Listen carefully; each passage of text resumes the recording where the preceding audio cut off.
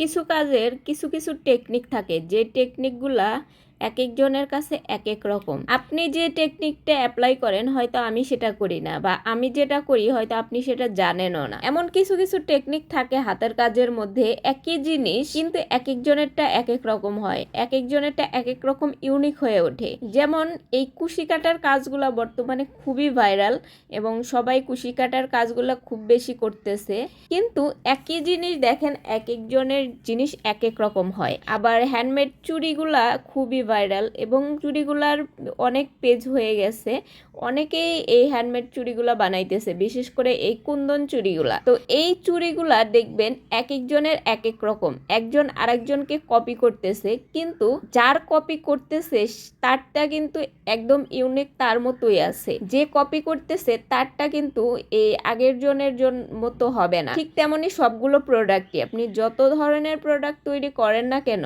আপনার মধ্যে যে একটা ইউনিকনেস আছে এইটা আপনার থেকে কেউ কেড়ে নিতে পারবে না। আপনি হ্যান্ডমেড প্রোডাক্ট তৈরি করেন, আপনাকে দেখে কেউ কপি করুক, কিন্তু আপনার মতো কেউই হতে পারবে না।